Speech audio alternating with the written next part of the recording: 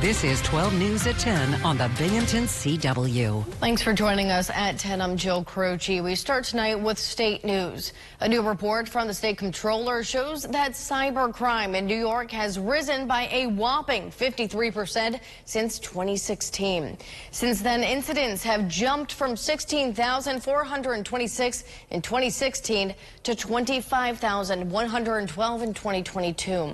Estimated losses in New York from cyber attacks in 2022 totaled over $775 million. The comptroller also released a report on the cybersecurity challenges facing New York's local governments and school districts. In New York, cyber attacks have impacted governments and schools, both large and small, including in the southern tier, with Shenango County reporting cyber attacks. The comptroller's office says they did make recommendations to local governments and schools, but they are confidential. And there's new legislation moving ahead in the Senate that could provide financial resources for those looking to enter the retail cannabis business. As the retail cannabis industry grows throughout New York, businesses are unable to work with banks as marijuana is still considered a Schedule I controlled substance by the federal government. If passed, the SAFER Act would provide these business owners the same opportunities as any other business, such as getting loans. The Director of Labor and Employment Law at Cornell University says the legislation could provide new opportunities. As the legal cannabis industry moves forward, I think you're going to see the legacy market, that market which has not been legal, be diminished. That legacy owners who have been in this industry will want to move into the legal market. The bill has been passed by the U.S. Senate Banking Committee, but still needs to be passed by the Senate and House of Representatives before being signed into law.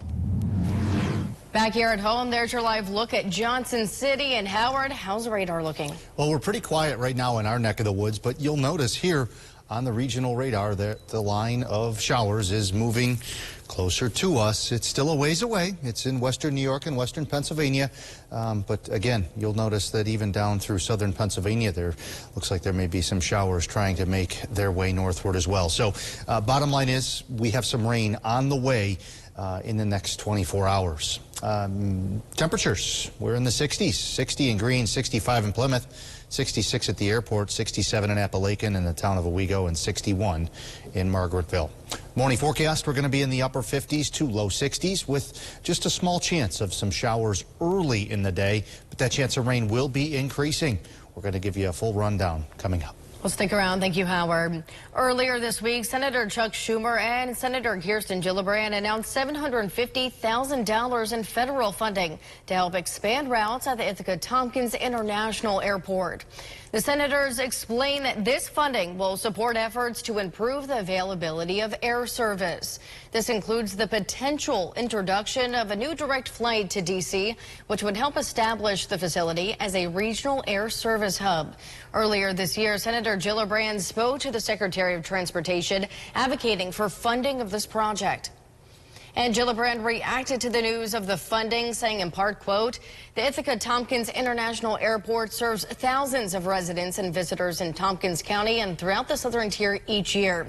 And it is vital that there is direct access to our nation's capital." She went on to say, quote, "This funding will help bolster economic development and ensure that the transportation needs of area residents and industries are met. I am excited to announce this funding and will continue fighting to support airports across New York State." End quote. And to some sad news now about a town of Dickinson business that has been around for decades. The Spot Diner and Restaurant is closing its doors. Sibling co-owners Stella and Spiros confirmed the impending closure with us. And the family has owned the business since 1973 after their father bought the building from the original owner. Spiro says they never fully recovered from the pandemic and the cost of labor and utilities became too much.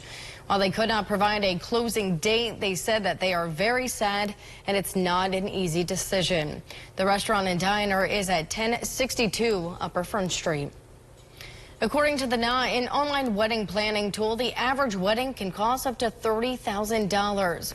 Bull Thistle Bridal over in Oxford say that they are helping brides and others looking for formal wear feel beautiful at a fraction of the price. Most of the dresses come from closeout auctions, meaning they are usually samples or older stock dresses.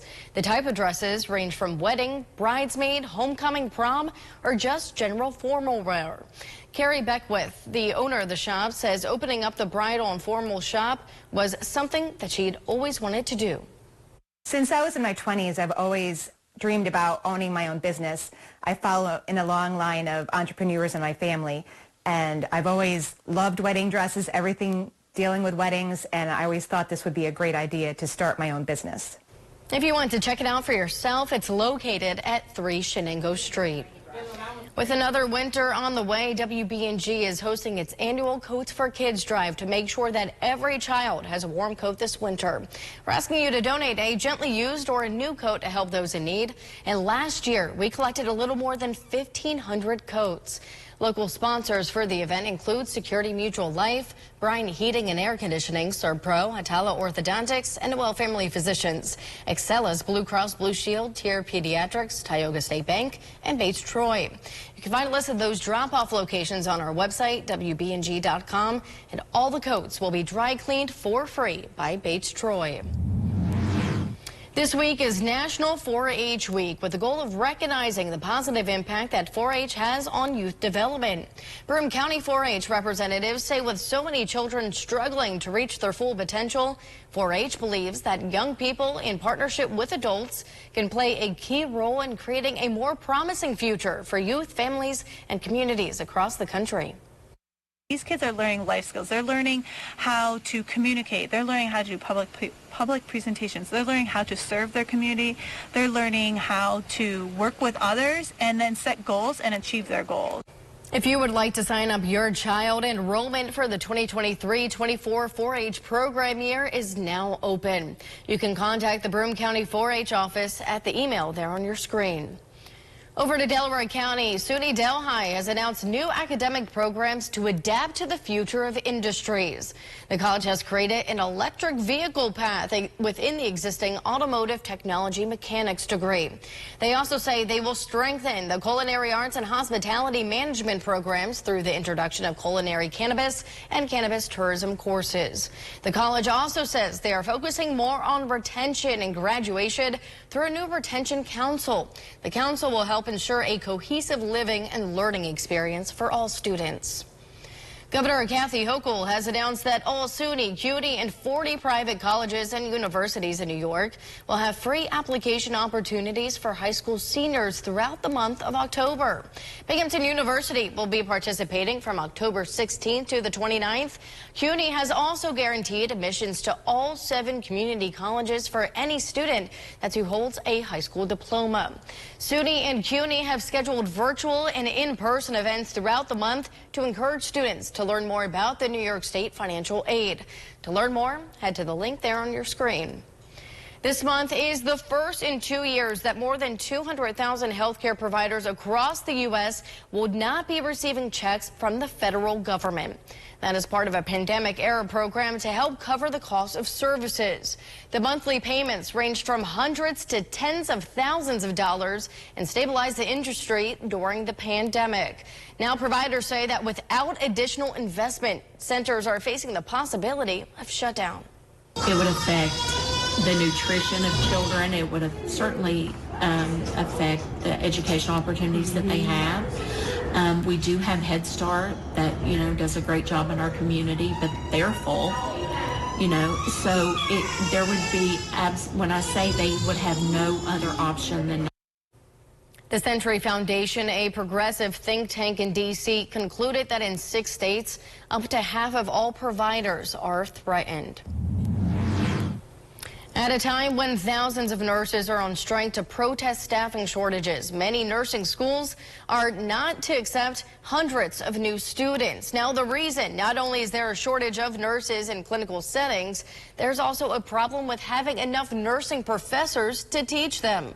Reports say more than 78,000 qualified applicants were turned away last year.